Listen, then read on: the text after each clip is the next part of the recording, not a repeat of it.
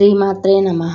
సంతానం కోసం కఠోర తపస్సు శ్రీహరి అనుగ్రహంతో ప్రాప్తి. మాఘపురాణం 17వ అధ్యాయం. మాఘపురాణ శ్రవణం మహాపాప వినాశనం. మాఘపురాణం 17వ అధ్యాయం. పరమ పవిత్రమైన మాఘమాసంలో నిరంతరంగా కొనసాగుతున్న మాఘమాసంలో మాఘపురాణం 15వ అధ్యాయం. శ్రీహరి అనుగ్రహంతో విప్ర దంపతులు పుత్ర సంతానం పొంది వైనాన్ని గృతమంద మహర్షి జాహు మహర్షుల సంవాదం ద్వారా తెలుసుకుందాం. గృతమంద మహర్షి జాహు మహర్షుల సంవాదం. జాహు మహర్షి గృతమంద మహర్షితో తనకు శ్రీహరి అనుగ్రహంతో విప్ర దంపతుల పుత్ర సంతానం పొందిన విధానాన్ని వివరిస్తున్న 17వ అధ్యాయాన్ని ప్రారంభించాడు. గృతమంద మహర్షి జాహుతో, ఓ జాహు, నీ బుద్ధి చాలా మంచిది. అందుకే నీకు శ్రీహరి కథల పట్ల ఆసక్తి కలిగింది. మాఘవ్రతం పుణ్యం వల్ల కలుగు తత్వం బోధించాను. జాగ్రత్తగా విను అంటూ ఈ విధంగా చెప్పసాగాను. సంతానం కోసం విప్ర దంపతుల ఆరాటం.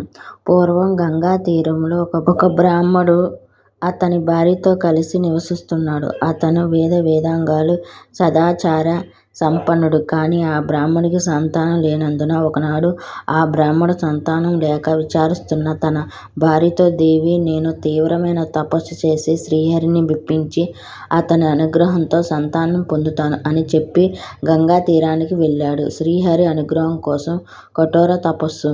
ఆ బ్రాహ్మడు శ్రీహరి కోసం గంగా తీరంలో ఎడమకాలి బొటన వేలుపై నిలబడి సూర్యుని చూస్తూ నిద్రాహారాలు మాని కఠోర తపస్సు చేయడం మొదలుపెట్టాడు. శ్రీహరి ప్రత్యక్షం. విప్రుని తపస్సుకు మెచ్చిన శ్రీహరి ప్రత్యక్షమై ఏం వరం కావాలని కోరుకోమన్నాడు. అప్పుడు ఆ బ్రాహ్మడు తనకి ఇహంలో పుత్ర సంతానం కావాలని, పరలోకంలో మోక్షం కావాలని కోరుకున్నాడు. అంత దయామయుడైన శ్రీహరి అతనికి పుత్ర సంతానం కలుగుతుందని వరం ఇచ్చాడు.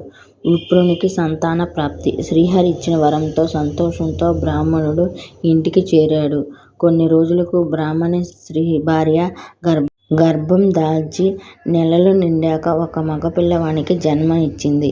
శ్రీహరి వర ప్రభావంతో జన్మనిచ్చిన ఆ పుత్రుని చూసి విప్ర దంపతులు మురిసిపోయారు. ఆ పిల్లవాడిని అల్లారు ముద్దుగా పెంచసాగాను. ఆ బాలుడు కూడా ఉదయించిన భానుని వలె దినదిన అభివృద్ధి చెందసాగాను. నారదుని రాక. ఒకరోజు పుత్రుని ఆటలు పాటలు ముద్దు మురిపాలతో ఆనందంగా గడుపుతున్న విప్ర దంపతుల ఇంటికి నారదుడు వచ్చాడు. నారదుడు ఆ బాలుని చూసి అతని తండ్రితో, విప్రోత్తమ, నీ కుమారుడికి 12 సంవత్సరాలు మాత్రమే ఆయుష్ ఉంది.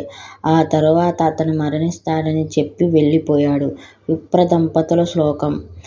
నారదుని మాటలకు ఆ విప్ర దంపతులు పుత్ర శోకంతో కంటి మంటిగా ఏకధారగా విలపించసాగాను. విప్రుడు శోక సాగరంలో మునిగి ఆలోచించెను. అతని భార్య కుమారుణ్ణి ఒళ్ళో కూర్చోబెట్టుకుని, అయ్యా, నా భర్త ఎంతో కష్టపడి తపస్సు చేసి ఈ పుత్రుణ్ణి పొందాడు. ఇప్పుడు ఆ బాలుడు అల్పాయుషుడు అని అనుకుంటూ దుఃఖించసాగాను. చూస్తుండగానే బాలునికి 12 ఏళ్ల వయసు వచ్చేసింది. విప్రుడు తన కుమారునికి ఉపనయనాది కార్యక్రమాలు యథావిధిగా జరిపించెను.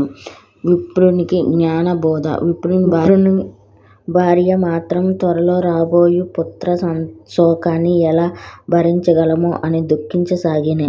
ఆమె తన భర్తతో, నాథా, నేను పుత్ర శోకాన్ని భరించలేను. మీరు నాకు ఆజ్ఞ ఇవ్వండి. నేను నదిలో దూకి ప్రాణత్యాగం చేస్తాను అని పలికింది. తన భార్య మాటలు విన్న విప్రుడు ఆమెను సమీపించి ఆమెకు జ్ఞానబోధ చేయదలిచి ఈ విధంగా ఆత్మ జ్ఞానాన్ని చెప్పడం ప్రారంభించాడు.